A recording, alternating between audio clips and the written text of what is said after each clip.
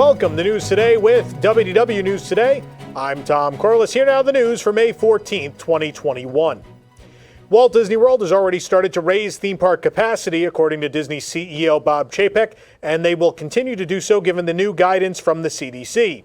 The last we had heard, the theme parks were at 35% capacity, but according to Chapek, this changed at some point to an undisclosed higher percentage.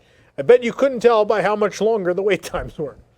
In a briefing Thursday afternoon, the CDC confirmed that face masks and physical distancing are largely no longer necessary for those who are fully vaccinated, perhaps the largest step towards normalcy since the pandemic began.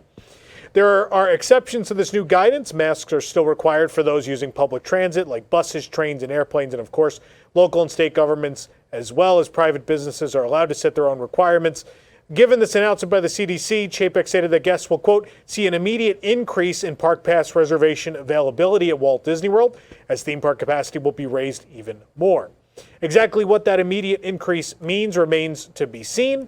We don't know when they're going to start putting more availability on the calendar. It hasn't happened yet, but Chapek also hinted at an impending reduction or elimination of the current face mask requirements, specifically at a change occurring this summer. Quote, there will be a lot more comfortable people this summer in Orlando, he told CNBC in a televised interview. The statement doesn't give an exact time frame for the reduction or removal of masks, but summer is approaching rapidly, so we expect to hear from Disney soon. Funny enough, moments before we recorded this show, Universal Orlando Resort officially said you no longer were required to wear a mask outside while at their theme parks and resort.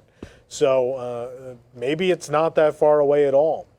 Well, just a few hours after we recorded the show, Disney has come out and matched Universal Orlando's announcement. They have announced they will no longer require face coverings in most outdoor areas in parks, Disney Springs, and other areas of the Walt Disney World Resort. This is effective tomorrow, May 15th.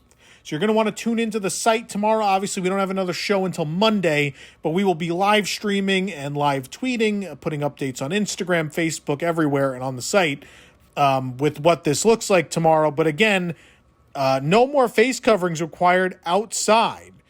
Disney updated their experience updates page on Friday night to reflect the new guidelines with the following policy, quote, face coverings are required for all guests ages 2 and up and cast members. Please bring your own face coverings and wear them in all indoor locations, except when actively eating or drinking while stationary and maintaining appropriate physical distancing. Face coverings are optional in outdoor common areas at Walt Disney World Resort, but are still required upon entering and throughout all attractions, theaters, and transportation. Additionally, Disney has offered the following chart showing when a face covering will need to be worn. As you see, a face covering is required upon entering and throughout all attractions, all theaters, including theater entrances, all transportation, including transportation entrances, and all indoor locations, including restaurants, except when actively eating or drinking while stationary. It is not required in outdoor common areas or on pool decks. Pool decks, of course, already was an established thing where you didn't need one. Guests will still need to wear a mask when indoors in order to comply with local regulations and CDC guidelines. Again, this is all very new. We haven't even seen this in action yet. It'll start tomorrow, and obviously we will be out in the parks tomorrow to show you what all of that looks like. But, news happens, and sometimes it happens fast, and just a couple hours after we recorded the show. So a little update, and now back to me from a few hours ago. Chapek said research had been conducted on the intent to visit Walt Disney World Resort, and results have been encouraging. The levels of those with intent to visit the Florida parks are, quote, growing and are flat with 2019, meaning the number of guests who want to visit Walt Disney World is now similar to pre-pandemic numbers. Disneyland isn't quite there yet, he said, but Chapek assures those numbers are increasing as well. The disparity in interest between the two stateside parks doesn't come as a surprise, considering the difference between California and Florida's COVID policies. Walt Disney World, of course, reopened to guests in July of last year, while Disneyland just reopened their theme parks on April 30th. As far as the impending increase in capacity, Chapek said, quote, we don't think we're going to have any problem at all increasing our attendance to match the capacity. It's not something that keeps any of us up at night. Indeed, Walt Disney World has been consistently near at the mandatory capacity limits, with reservations to some or all parks unavailable until July at this time. Chapek also brought up the return of cast members to the park, saying, quote, 80% of the cast members that were called back, who unfortunately we had to furlough, showed a willingness and zealotry to bring magic back to the parks. Since the parks closed in March of 2020, more than 32,000 cast members were laid off and more furloughed. Many struggled with unemployment and relied on local food banks for support. But now they're calling people back, and 80%, according to Disney at least, 80% of those they recalled took their job back. During the second quarter call, Bob Chapek also answered a question about the new Disneyland membership program that will replace annual passes, which were discontinued and canceled earlier this year. In answering the question, Chapek avoided using the term annual pass for the replacement program, referring to it instead as a park loyalty and affinity program or a frequent visitor program. Chapek also stated that the per-guest spending across the Disneyland Resort annual pass holders was inconsistent, and the new program aimed, quote, to get an adequate return to our shareholders for the type of experience that we do give to our guests. Essentially, Chapek and the company feel that the old program was offering too much at an inadequate price point, and also that spending at times was not strong enough amongst these guests. This would indicate that the new programs will have guests paying more money for less days of access and maybe for even lesser benefits, although it remains to be seen what all this will look like once actually announced. Of course, Disneyland Resort President Ken Potrock stated that the program will launch before the end of this year. As Walt Disney World slowly increases capacity at the theme parks, more and more cast members are needed. Walt Disney World has posted several new job openings for both full-time and part-time positions, including lifeguards, housekeeping, attractions, custodial, merchandise, and quick-service foods. Read more about what is available at parkjobs.disneycareers.com. For some time, Brightline has planned its ambitious expansion that'll extend their rail line from Tampa to Disney Springs at Walt Disney World. Unfortunately, the project has managed to draw its share of detractors. According to the Orlando Business Journal's Ryan Lynch, a trio of community organizations from Orlando's Hunters Creek community has sent a letter to Central Florida Expressway Authority to voice their disapproval. The letter was read aloud at the authority's board meeting on Thursday. The group cite their main concerns as safety, noise, dirt, and potential declining property values, with the letter adding, quote, the proposed route would place all of the burdens of a high-speed train on the Hunters Creek community with none of the benefits. The group also noted a decision on a legal case on eminent domain of the authority. They claim that the decision allows them to claim damages should the line go through Hunters Creek north of Town Center Boulevard. Currently, Brightline has discussed two routes to Disney Springs, one along State Route 417, which goes through Hunters Creek, and another near Taft-Vineland Road, which would place it closer to International Drive. The railway company has until July 31st to secure a right-of-way to Tampa from a number of entities, including the Florida Department of Transportation and the Central Florida Expressway Authority. While Brightline prefers the State Route 417 option, as it's expected to cost less than the Taft-Vineland route, they are open to exploring other routes after the deadline. Other prominent groups advocating for Taft-Vineland route include the iDrive Resort Area Chamber of Commerce and Universal Orlando Resort, who have been looking to get a station of their own to help their upcoming theme park Epic Universe.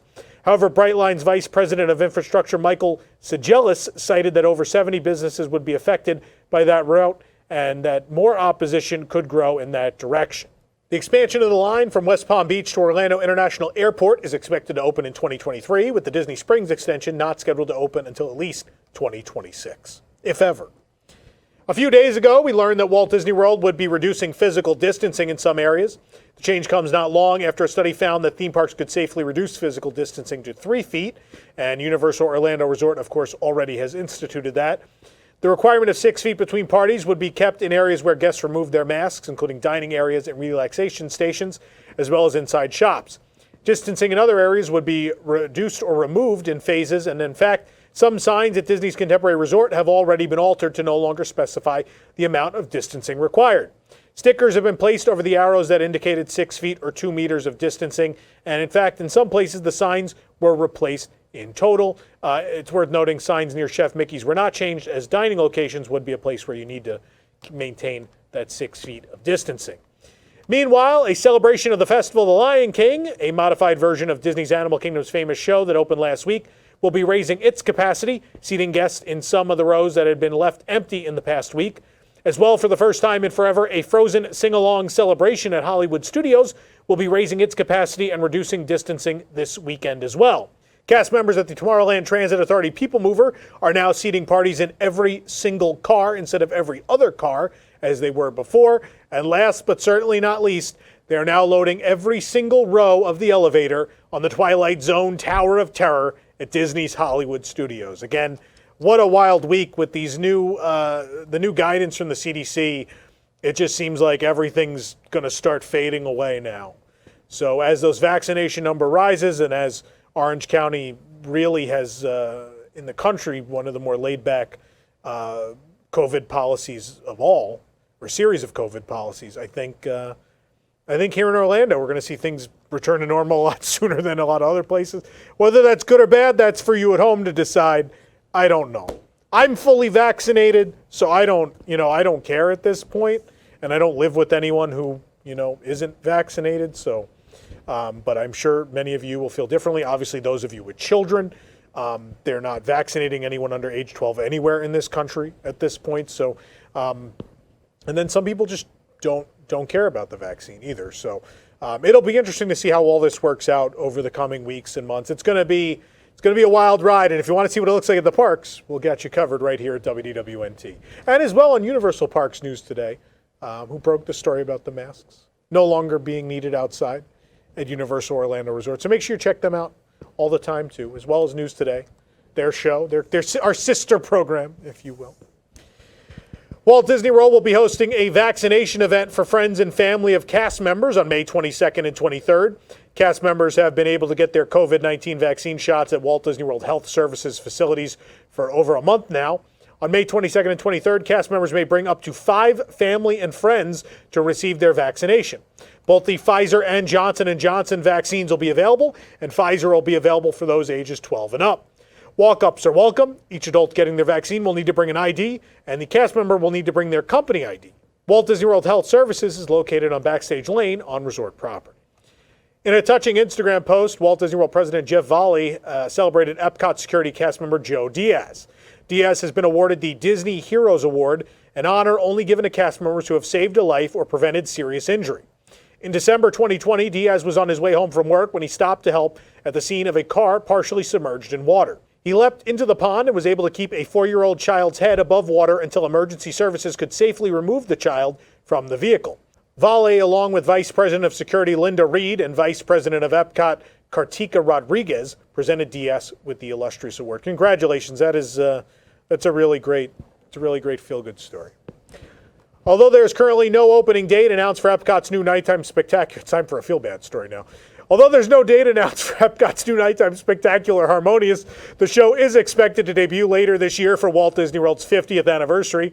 A few days ago, guests overheard the soundtrack of the short-lived Epcot Forever interim show being tested after park hours, but now guests after hours were hearing Harmonious music. In fact, some of it was the same music we have heard inside the Epcot experience in the park. Twitter user @It'sDrewDavid shared video in which we hear the music. Spotlights similar to those seen in the concept footage at the attraction could also be seen. You see them moving in the same way. Barges for Harmonious are currently parked in World Showcase Lagoon, where they will remain and act as fountains during the day. Testing of the barges and some of the show's water elements has been ongoing. In fact, we caught them doing some more testing this week. Pretty wild. I hope this show is good. I hope it's all worth it in the end, because the last thing I think we all want is to look at that monstrosity all the time and it be connected to something not deemed a valuable addition to the park. So I think we're all hoping this show succeeds, simply so we don't feel bad about staring at that all day long. Another development in the ongoing cultural sensitivity changes at the Jungle Cruise occurred this week. 2 T-shirts featuring Trader Sam's Grog Grotto logo, a popular tiki bar at the Polynesian Village, were pulled from shelves at the boutique store. A men's T-shirt featuring the logo on the back, a woman's scoop neck T-shirt had the same logo on the front. Both shirts were released in December, several months ago, before the changes were announced. The Trader Sam's Grog Grotto logo included imagery of a tiki mask and 2 canoe paddles with tribal faces. Tiki masks are often used to evoke Polynesian themes and were traditionally used as religious artifacts in some Polynesian cultures. Inside Trader Sam's, tiki mask motifs can be seen.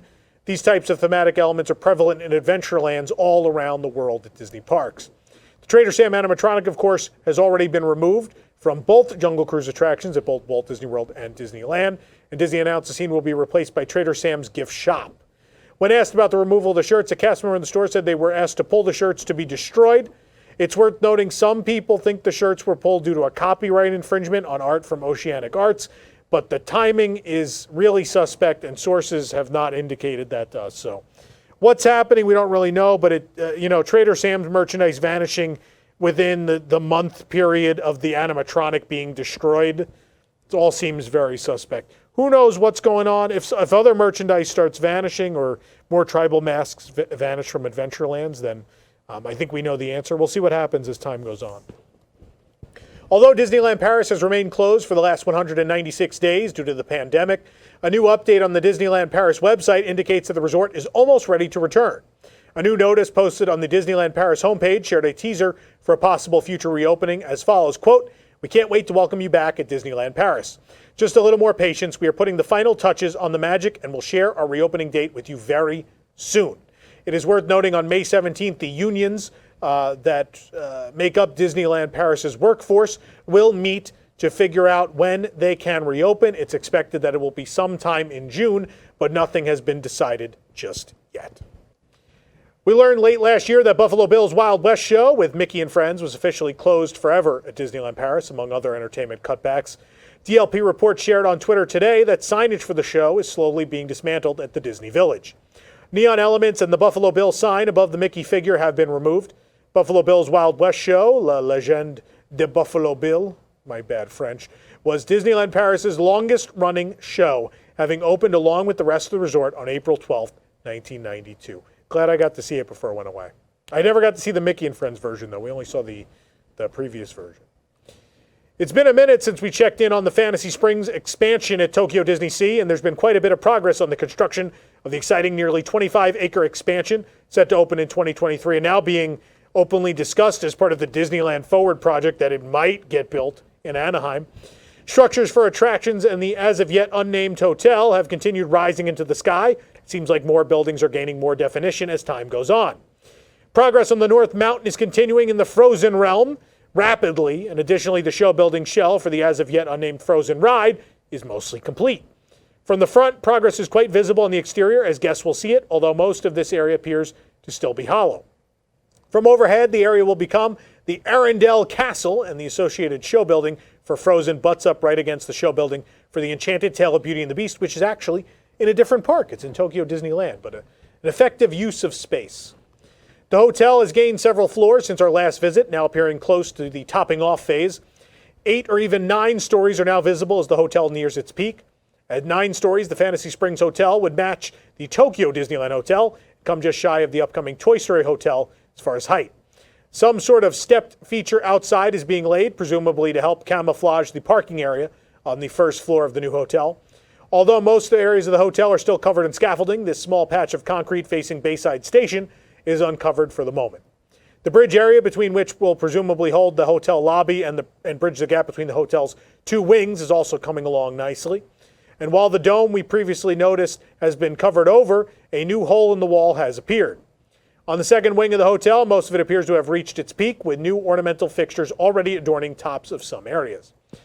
Visible from only within Fantasy Springs and for a split second from the monorail, this massive ornamental window and dome will presumably play home to the lobby area. The Fantasy Springs Hotel is billed to be the most luxurious accommodation yet at Tokyo Disney Resort. Work on creating the distinctive triple volcanoes spotted in the latest model of Fantasy Springs to cover the show buildings for the Peter Pan attraction is continuing at rapid pace. This will make up Neverland. It's unknown if these volcanoes will have any similar effects to Mount Prometheus. Maybe they'll erupt, maybe they won't. We don't know. Meanwhile, over in the Tangled area, work continues on creating the Snuggly Duckling and the unnamed Tangle-themed boat ride. It appears that a large hole has been dug as well to lay the foundations for Rapunzel's Tower, a centerpiece of the area. Work also continues on this building, whose purpose still remains unknown. The road bridge across the Fantasy Springs entrance is finally complete and open to backstage traffic. This will allow cars to still travel backstage while not affecting Fantasy Springs. And of course, the new central power station for the park is almost complete and ready for operation, presumably with some finishing touches left to add inside. You can watch an overview video of all this construction right here on our YouTube channel. Although we lost our chance to bask in the summer sun with Duffy the Disney Bear and his friends last year at DisneySea, the park is right on schedule this year. Olu Mel, the newest Duffy friend, is getting a special popcorn bucket. The new bucket features Olu Mel floating in his inner tube and playing a ukulele while waves cascade around him. It'll be available at the Lido Isle popcorn cart in Mediterranean Harbor beginning June 1st. A brand new line of Duffy and Friends Sunny Fun merchandise featuring Olu Mel and not featuring Cookie Ann for whatever reason will also be available at DisneySea on the 1st. The line includes a Duffy costume, a Shelley May costume, a Gelatoni costume. How cute is that? Stella Lou has one too. Duffy stuffed badge, one for Shelley May, Gelatoni, and Stella Lou as well. A Duffy stuffed strap, a Shelley May one, and a Gelatoni and Stella Lou. Mystery figures, which this is really cool because this features different decorations that are physically in the park. A memo set, a postcard and sticker set, a Duffy stuffed pass case, one for Shelley May too. A pouch set, a Duffy hat, adorable. A Shelley May headband, a Gelatoni cap, which I must buy. A long face towel, a bath towel, a washcloth, a mini towel set, tumbler, aloha shirt, fashion glasses, smartphone case, shopping bag, hard candy, assorted cookies, biscuits, and all sorts of fun stuff as well. You can check out all of it on our website. There's also food souvenirs, including this adorable coaster with a surfboard. Again, if you want to see everything, get the pricing, take a better look at it. It's all at WDWNT.com. With Avengers Campus scheduled to open at California Adventure in a matter of weeks, the tie-in Marvel comic miniseries Web of Spider-Man is finally hitting comic shops after a year-long delay. Comics industry website Previews World now has the first of the series' 5 issues scheduled for release on Wednesday, June 9th, just days after the land opens. We also have a look at 2 new covers in the series. You can see the attraction variant cover for the first issue, which features Imagineering concept art for Web Slingers: A Spider-Man Adventure, opening with the land on June 4th. The cover also features the unique title art inspired by the look of the attraction building. While the covers are different, the story inside will be the same. Meanwhile, we also have a look at the cover of issue 2, which will feature the Spider Bots, which of course are a big part of the Spider-Man attraction as well. I love when they do these comic book tie-ins to lands and then do the variant covers with the actual concept art. Love it. So fantastic. Please do more of these, and maybe not just for Marvel and Star Wars stuff. That'd be great. Disney Cruise Line revealed more details today of its newest ship, the Disney Wish. The Wish doesn't take her maiden voyage until next year, but bookings open soon for interested guests. After an in-depth look at another Disney Cruise Line first, the Aquamouse, Disney gave us details today about the unique penthouse suite. Meet the Wish Tower Suite, a first-of-its-kind accommodation in the forward funnel of the Wish. The suite has views across the upper decks to the sea with a 2-story window wall. This is amazing. Sophisticated Moana theming can be found throughout with custom artwork and decorations. Head on over to WDWNT to see more details of this 1,966 square foot, 2-story penthouse in the sky. This is a bucket list thing. At some point in my life, I want to do this. I hope to make enough money someday to do this. It's really, what a really cool thing. Really cool thing. For more information on these stories and more, head on over to WDWNT.com. This program is brought to you by our official travel agent sponsor, The Vacationeer, the engineers of your next magical vacation. They can help you book your cruise on the Disney Wish. In fact, and the best part, their services are free. Visit WDWNT.travel for details. The Vacationeer, the official travel agency of WDWNT. If you're enjoying the show, be sure to like this video, subscribe to WDW News Today on YouTube for more great content, and click the bell for notifications. Also, make sure to hit select all notifications so you never miss an episode of the show. We are in our final days here in the iDrive studio, and we are starting to get ready in our new home in Celebration, Florida, for our debut on July 8th of WDW News Tonight in its new home with a live studio audience. We will have more information for you on our location, tickets, and much more as the weeks progress. But we are getting ready to move the whole operation over there. We still have a couple more weeks of this show. We'll be doing it here. But we're closing in. July 8th, our debut in our new home in Celebration. WDWNT Celebration opening this July. For the worldwide leader in Disney Parks news, this is Tom Corliss saying enjoy the rest of your today and have a great, big, beautiful tomorrow. I'm going to go dream about Duffy and Gelatoni snacks and hats now.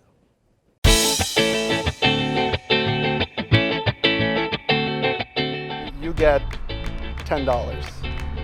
$10. Alexander Hamilton. I could just leave that out front of my house to send a message to the other alligators in my neighborhood. Or the bottom.